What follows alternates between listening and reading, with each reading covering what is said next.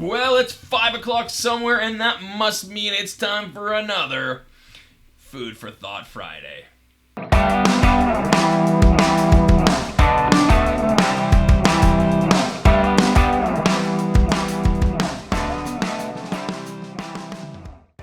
Alright, so if you don't already know, I've got a passion for bridging the gap between scientific behavioral research and real-life organizational application. In a previous video, I outlined the three components of the dark triad of personality: Machiavellianism, narcissism, and subclinical psychopathy. Now, go back and watch that video if you haven't already seen it. In that video, I referenced a 2023 research paper, and I noted that the author's comments regarding leadership tendency to see dark triad traits as positive or advantageous in a highly competitive market. So, it might be worthwhile to dig in and to see if there's any current research on the actual effectiveness of these dark triad traits to result in positive leadership outcomes. So this week I've been reading an article called "Shall We Serve the Dark Lords? A Meta-Analytic Review of Psychopathy and Leadership." And I love that title, "Shall We Serve the Dark Lords?" This article is a meta-analysis conducted by Karen Landay and P.D. Harms at the University of Alabama and Marcus Crede from Iowa State University. And the paper was published in 2019, and it appeared in the Journal of Applied Psychology.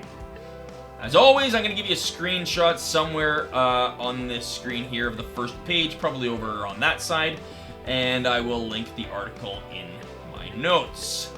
I'm going to read a section of the paper outlining how psychopathy is conceptualized in the research, and we're going to get a general idea of what exactly we're talking about when we say psychopathy in the first place. And it's not always like clinical levels, okay? So we'll get a better idea. Opening quote: "The nature of psychopathy. The concept of psychopathy originated with Cleckley's 1941 seminal text, The Mask of Sanity. In it, Cleckley identified several psychopathic features or actions, including superficial charm, lack of anxiety, unwillingness to accept blame, lack of impulse control, and lack of empathy." That is the classical conceptualization of psychopathy. Although Cleckley's work was never intended for use as a model for diagnosis, an important thing to note, clinical practice has traditionally been based on this characterization. More recently, some organizational researchers have attached the modifiers like corporate or organizational to psychopathy to reflect a subclinical or non-pathological level of the construct. But both clinical and subclinical approaches generally agree that psychopathy is a constellation of interpersonal, affective, and behavioral personality traits. Interpersonal, affective, meaning emotion-based, right? And behavioral personality traits. These approaches are unified in the triarchic model of psychopathy, which presents psychopathy as being composed of three distinct elements that combine to produce the psychopathic personality. And they are, number one, boldness, or interpersonal dominance. Number two, disinhibition, or impulsivity. Number three, meanness, or lack of empathy. Varying conceptualizations of psychopathy can thus be distinguished by their emphasis on one or more constructs, with successful, i.e. subclinical, psychopathy epitomized by boldness in conjunction with low disinhibition. Although both clinical and subclinical approaches concur that psychopathy consists of multiple factors or subdimensions, few measures account for this in a systematic way. One exception is the Psychopathic Personality Inventory, revised, which assesses 8 lower-order traits that make up 3 distinct factors. And those 3 factors are, number 1, fearless dominance. Number 2, self-centered impulsivity. Number 3, cold-heartedness. However, many studies of psychopathy in organizations have utilized measures that only provide an overall score or have failed to report factor scores. So they'll say, well, high levels of psychopathy, but they're not really distinguishing, are you talking about the fearless component, the self-centered component, or the cold-hearted component? One other approach for assessing psychopathic tendencies in the workplace is the mischievous scale of the Hogan Development Survey. And it should be noted that the Hogan Development Survey is not intended to measure personality disorders, but rather that it assesses tendencies to engage in self-defeating behaviors.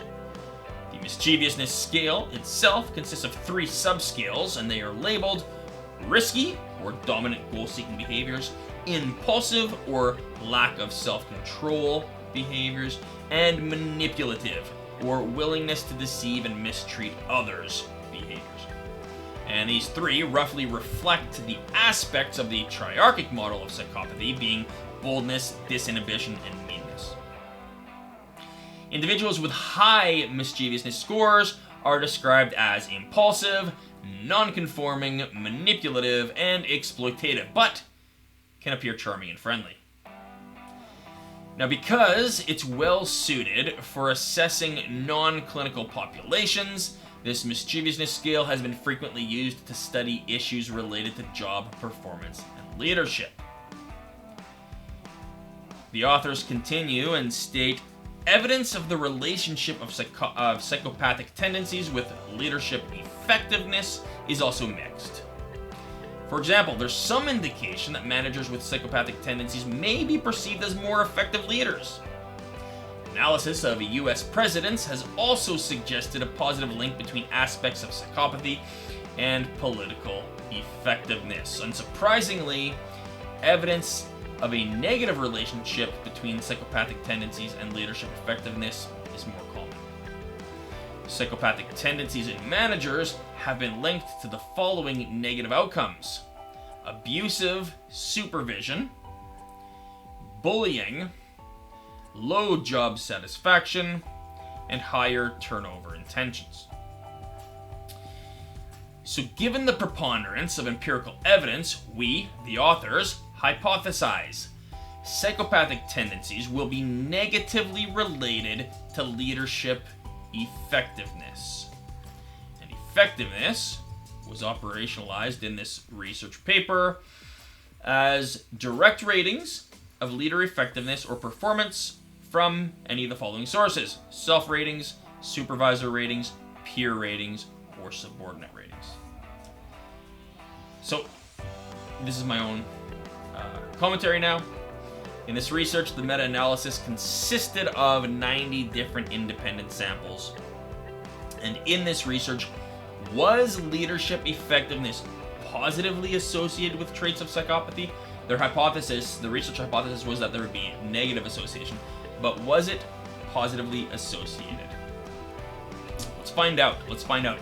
Was effective leadership a statistically significant result of superficial charm, lack of anxiety, unwillingness to accept blame, lack of impulse control, lack of empathy, from boldness or interpersonal dominance, from disinhibition or impulsivity, from meanness or a lack of empathy, from fearless dominance, from self-centered impulsivity, from cold-heartedness, from risky, dominant, goal-seeking behaviors, from impulsive or lack of self-control, manipulative and willing to deceive and mistreat others.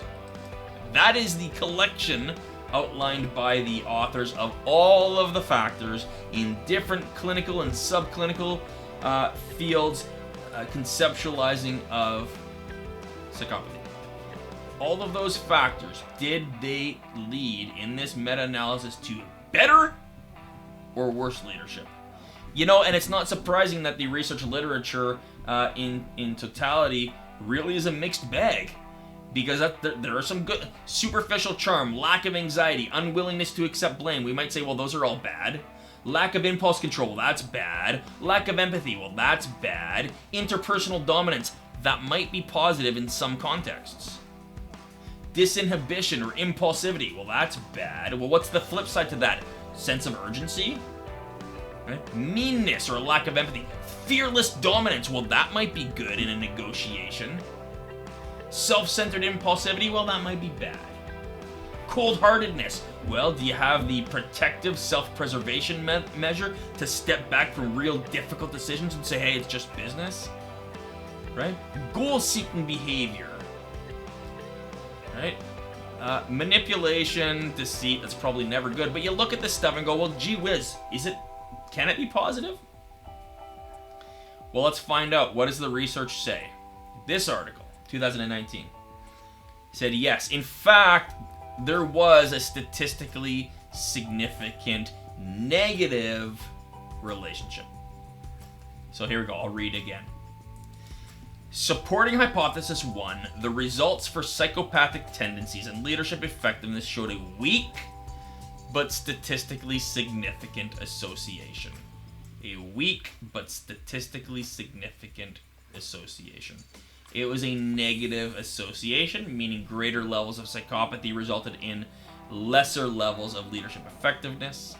And if you're curious, this was a p-value of 0.04, so just hardly statistically significant.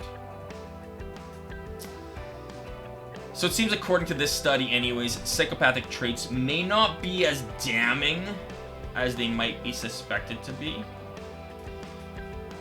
But statistics aside, let me just ask you this.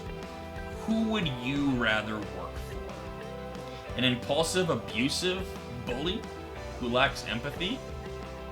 Or somebody with self-mastery, able to control impulsive behaviors, who can truly empathize and take on the perspective of another without judgment? As always, it's food for thought. I know where my vote lands.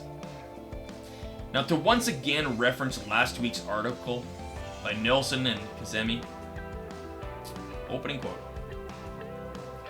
One thing many leaders often forget is that leadership, first and foremost, involves entering into a relationship with others. And I would add, my commentary, a voluntary relationship. So let's hit that one time. To once again reference the article, one thing many leaders often forget is that leadership, first and foremost, involves entering into a voluntary, my note there, relationship with others. Leaders have no role without people to lead. So here we go, leaders. Challenge to you. Be the leader that you would follow voluntarily. Hope that helps. As always, follow me for more. The dark triad of personality, which are Machiavellianism, independent samples, was leadership effective, so in this research, goodness, let's start all over.